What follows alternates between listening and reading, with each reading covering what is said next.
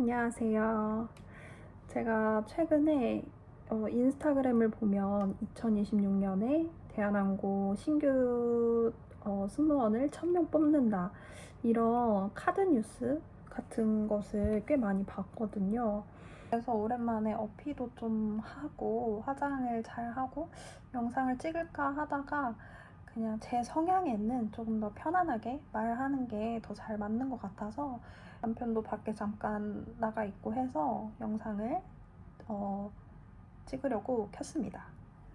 저는 키가 우선 스트레칭하고 이렇게 정말 키를 이렇게 열심히 쟀을 때 최대치가 162입니다. 몸무게는 52 이 정도였고요. 대신 저는 체지방량이 8kg? 8, 9kg 이 정도여서 봤을 때는 사람들이 봤을 때는 한 49kg 이 정도를 봤던 것 같아요. 그래서 그 몸무게보다는 눈바디가 훨씬 중요한 것 같습니다. 대학교는 서울 4년제 예체능 전공을 했고 학점은 3.5 정도였습니다. 그리고 토익 스피킹 IH 그리고 토익은 700점대였어요. 심지어 저는 마지막에 대한항공 최종까지 갔었을 때는 토익 스피킹 만료 기간이 지나가지고 토익 700점대 하나만 있었습니다. 제2외국어 없고 봉사활동, 학내활동 이런 거 아무것도 없어요. 서류에는 가장 많이 이제 거론되는 게 증명사진인 것 같아요. 그 지원서 사진. 지원서 사진은 나랑 똑같은 사람인데 거기서 내 최대치, 이쁨의 최대치를 끌어올릴 수 있는 사진이면 되는 것 같아요. 저도 사진을 3번 정도 찍었거든요. 근데 결국에는 맨 처음에 찍었던 사진으로 사용을 했어요. 이게 사진에도 좀 사진이 발랄해 보이고 어려 보이는 느낌의 사진이 있고 조금 더 지적여 보이고 좀 성숙해 보이는 그런 사진이 있더라고요. 그래서 저는 좀 후자로 선택을 했습니다. 제가 당시에 나이가 만 25살이기도 했고 이제 어려 보이는 이미지는 좀 통하지 않을 것 같다 싶어서 좀 성숙해 보이고 똑똑해 보이는 그런 사진을 선택했습니다. 그리고 배경사진은 저는 파란색으로 하긴 했는데 이 배경사진은 전혀 상관이 없는 것 같아요. 왜냐하면 제가 이제 지원을 이렇게 영상 합격을 하는 동안 사진을 꽤 많이 바꿨기 때문에 뭐 하얀색도 해보고 파란색도 해보고 이랬기 때문에 이 배경사진은 전혀 상관이 없습니다. 대한항공 SNS 주소 적는 칸 아직도 있나요? 저는 이거에 대해서도 그때 당시에 보면 뭐 SNS 주소를 이렇게 뭐 안 적는다 아니면 비공개로 돌려준다 뭐 이런 얘기가 되게 많았거든요. 근데 이것도 저는 상관없는 것 같아요. 왜냐하면 저 최종 갔었을 때 정말 승준생 분들이시라면은 한 번쯤 보셨을 법한 그 헤어 메이크업 그 샵에서 이렇게 동영상 올려주시는 분들 있잖아요. 그래서 굉장히 좋아요도 많이 받고 인스타그램에서도 조금 팔로워 수가 꽤 되시는 분을 만났거든요. 그리고 그분이 결국 최종 합격을 하셨습니다. 상관없는 것 같아요. 그리고 제가 알기로도 그분이 대한항공 최종까지도 꽤 많이 올라가셨던 분이고 이런데 2024년도 하반기에는 최종 합격하셨습니다. 그래서 사람은 회사의 이미지를 망칠 것 같진 않다라는 그런 느낌이면 상관없는 것 같습니다. SNS도.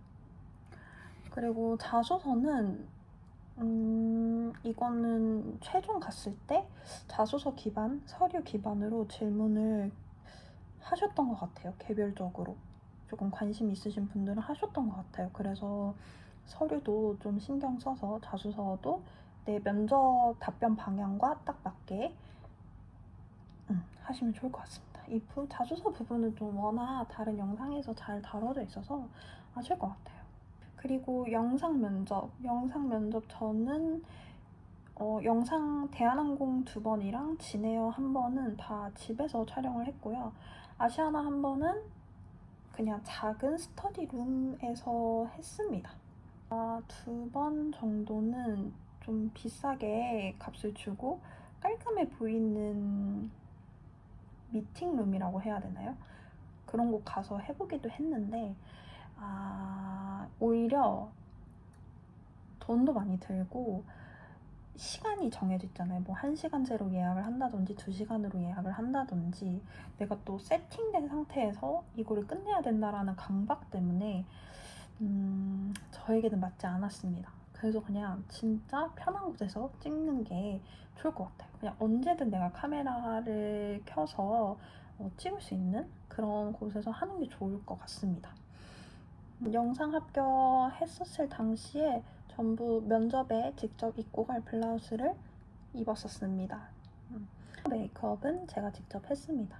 근데 메이크업은 사실 그냥 평상시 화장, 스모키 이런 것만 아니면 될 것 같은데 머리 같은 경우는 그런 게 있더라고요. 화면에 저는 실제로 봤을 때는 제가 이 왼쪽 가르마를 타서 어필을 하는 게 잘 어울렸었는데 영상 때에는 오른쪽 가르마를 타서 어필을 하는 게 조금 더 이쁘게 나오더라고요. 그래서 이거는 그 영상에 맞춰야 될 것 같아요. 영상에 어필을 직접 하실 거라면 영상에 좀 맞춰서 해주시는 게 좋을 것 같고 LG 그램 노트북에 쿠팡에서 2만원 정도? 3만원인가? 주고 USB 카메라를 사서 연결해서 찍었습니다. 그래서 이것도 엄청 값비싼 그런 카메라나 장비까지는 필요하지 않지 않나 싶습니다. 이게 그 카메라나 장비보다는 카메라 내에서도 밝기 조절할 수 있거든요. 그리고 조명 같은 것도 뭐 이쪽에서 쪼개 할 수도 있고 다이소 같은 데 가면 또 조명이 있어요. 그래서 이런 데에서 쪼개 할 수도 있고 그리고 저는 합격했을 때 당시를 보면은 다 자연광에서 있었어요. 또 이게 자연광이 잘 나오시는 분들도 있고 이거는 본인이 만족할 때까지 좀 맞춰봐야 되는 것 같아요. 아니면 정말 믿을 수 있는 가족이나 좀 친한 친구 아니면 이미 승무원이 되신 분, 선배님들이 있을 수도 있잖아요. 그런 분들한테 여쭤보셔서 그 나의 모습을 정말 밝고 환하고 친근하고 인간미 넘치게 보여줄 수 있는 그런 구도를 좀 찾으시면 좋을 것 같아요. 이 노트북 카메라 렌즈가 있으면 제가 산 카메라 USB는 이쪽에다가 끼워두고 또 카메라 렌즈가 있으면 살짝 아래인가 이 화면 어딘가를 봐야 자연스럽게 찍힙니다. 이 눈 동공이 자연스럽더라고요. 그리고 저는 그 제가 응시해야 할 곳에 사람 사진이나 저 같은 경우는 그때 메가커피를 마시고 있어가지고 그 손흥민 사진이 있었거든요. 컵홀더에. 손흥민 사진 붙여두거나 아니면 그 눈높이에 맞춰서 인형을 좀 갖다 둔다거나 이런 식으로 그 사람한테 말하는 느낌으로 좀 했더니 자연스럽게 됐던 것 같아요. 이게 영상이 3분 정도이지만 1분 정도 지나면 이렇게 영혼이 빠져나가는 느낌이 들거든요. 그러면 점점 말을 할 때 이 눈에서 벌써 초점이 없어지게 되는 거예요.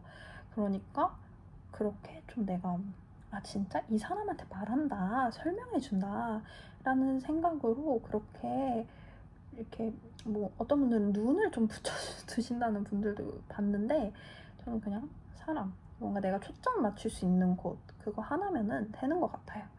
네, 그렇습니다.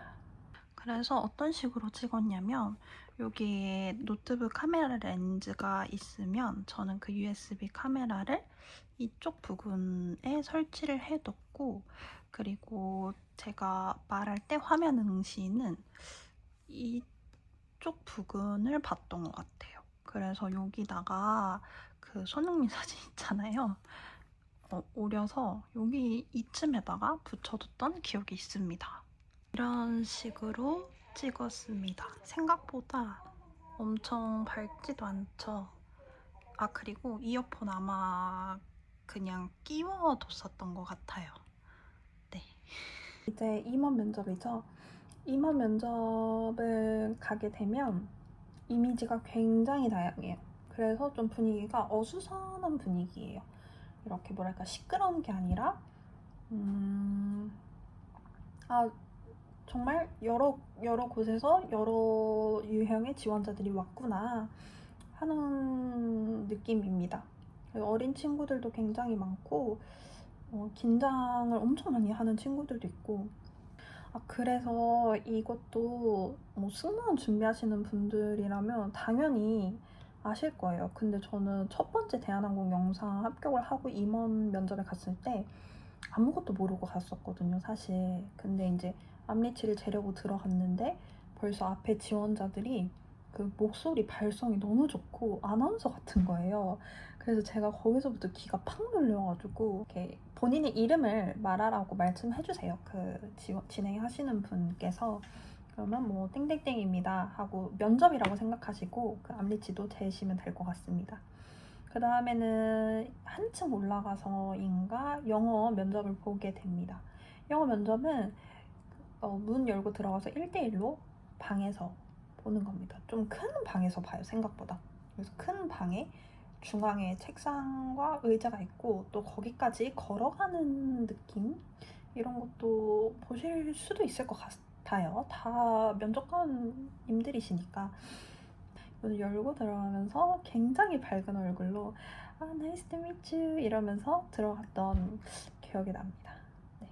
진짜 그 반감으로 면접은 굉장히 짧게 끝나는 편인 것 같아요. 그 기내 방송문, 영어 방송문 스크립트 읽고 질문 한 3, 4개 정도였습니다. 5분 이내로 다 끝났고요. 그리고 나서는 이제 면접관님, 임원 면접관님들 면접이죠. 1번부터 8번 지원자가 한 조였던 걸로 기억하는데 제가 8번으로 들어갔습니다. 제가 말씀드렸다시피 키가 작잖아요.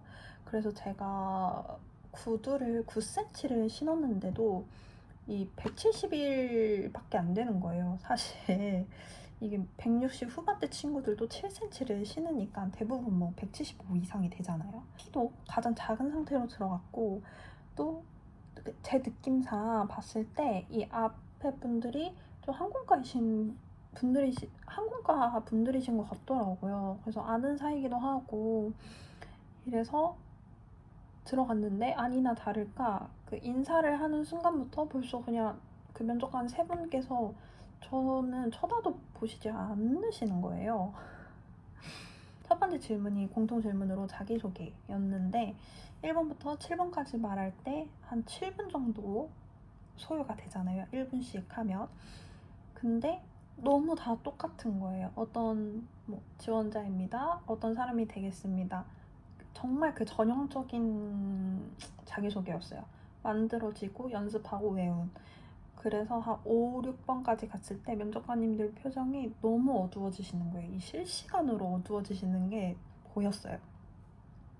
그래서 그 순간 나는 이렇게 하면 광탈이겠구나 싶어서 키워드만 딱 꼽아서 저는 골든 리트리버 같은 사람이다 라는 것으로 탁 치고 갔더니 면접관님들께서 딱 저를 쳐다보시고 빵 터지신 거예요. 왜 터지신지는 모르겠어요. 제가 골든 리트리버 같았을까요?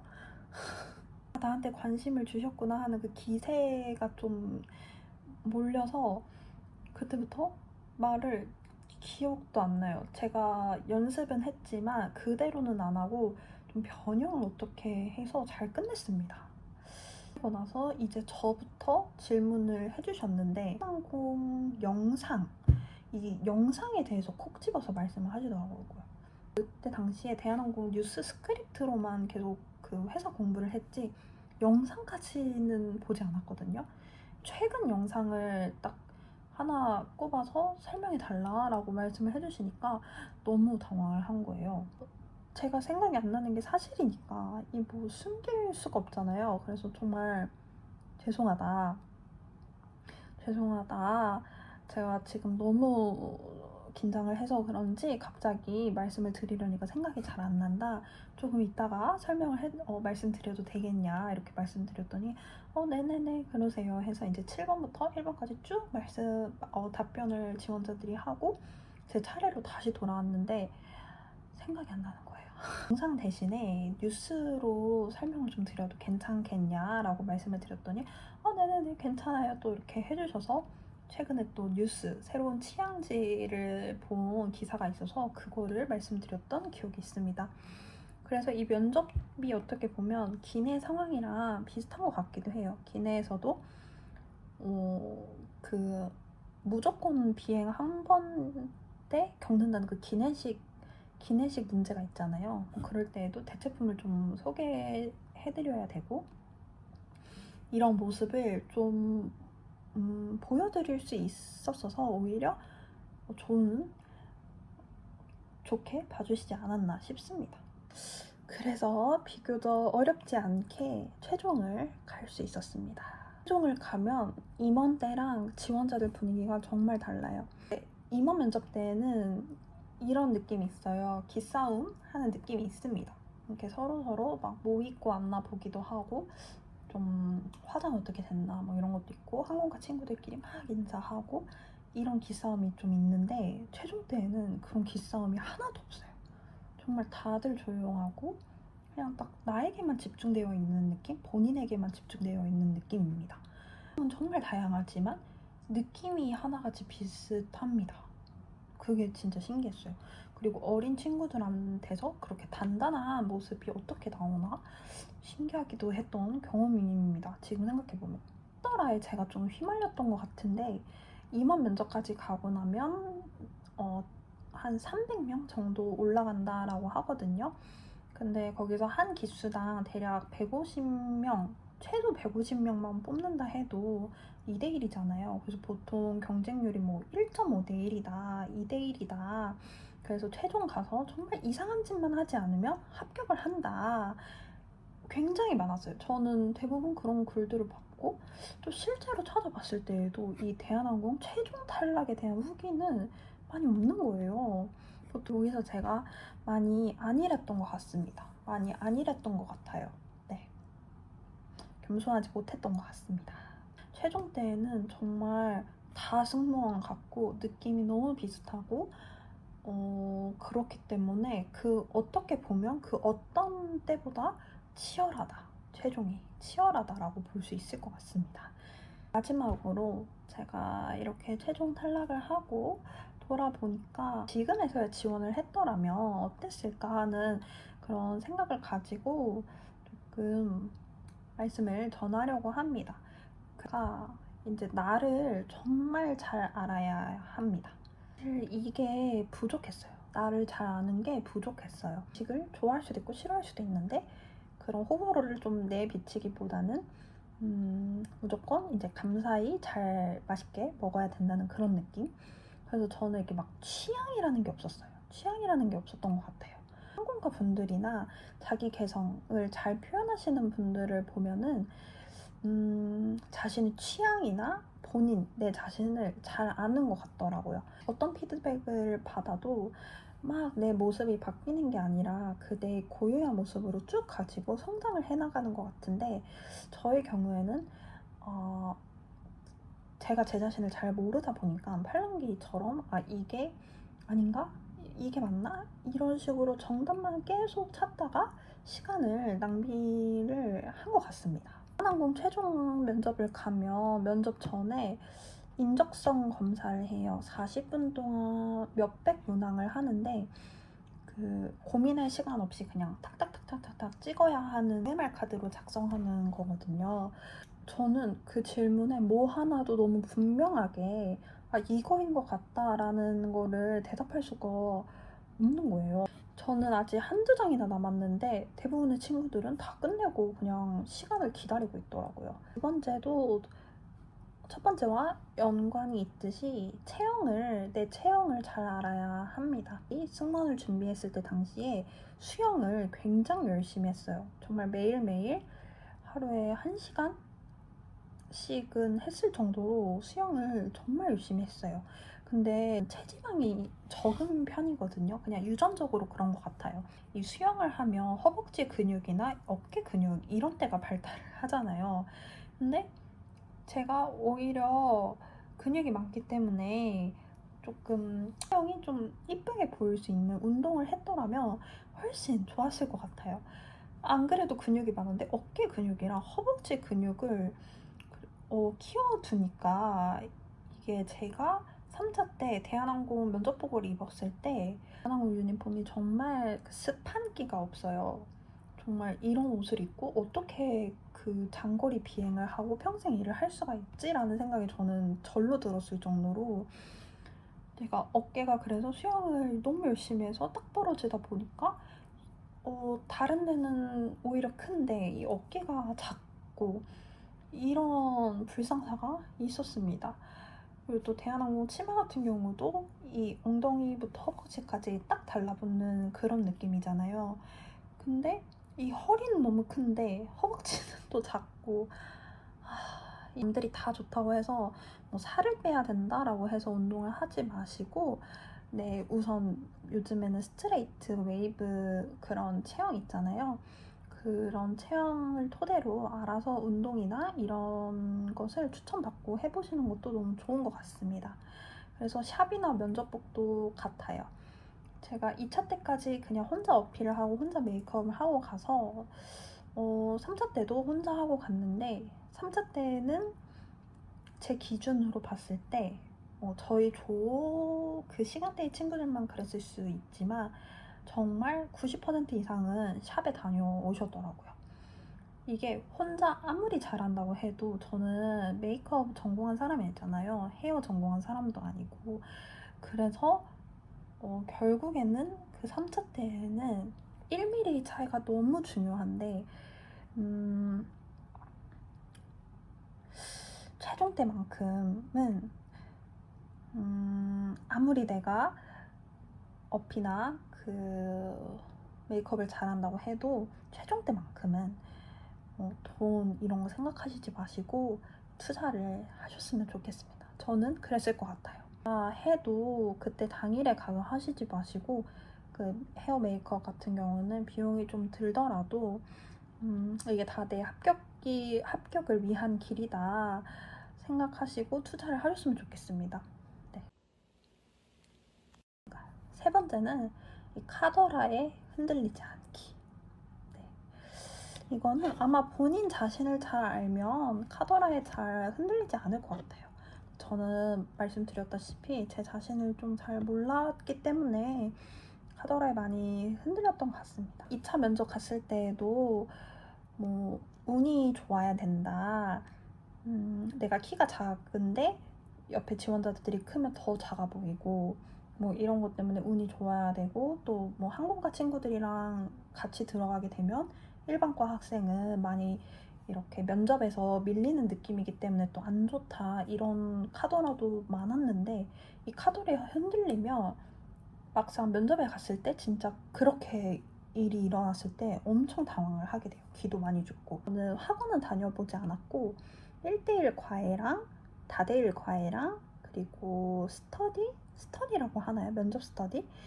이 면접 스터디를 좀 꽤 많이 했었거든요. 현실적인 추천법은 가장 시간을 아낄 수 있는 거 1대1 과외를 한번 해보시는 게 좋은 것 같아요. 그래서 선생님께 솔직한 피드백을 좀 원한다라고 말씀을 드리고 좀 냉정하게 말씀해 주셨으면 좋겠다라고 말씀을 드려서 거기서 이제 내가 중점적으로 집중적으로 공부를 하고 보완해 나가야 될 거 그리고 또 내가 이건 강점으로 가지고 있구나 하는 거를 보완을 해주신 다음에 그 다음에는 정기 스터디 말고 번개 스터디 있잖아요. 번개 스터디를 좀 많이 하시는 걸 추천드립니다.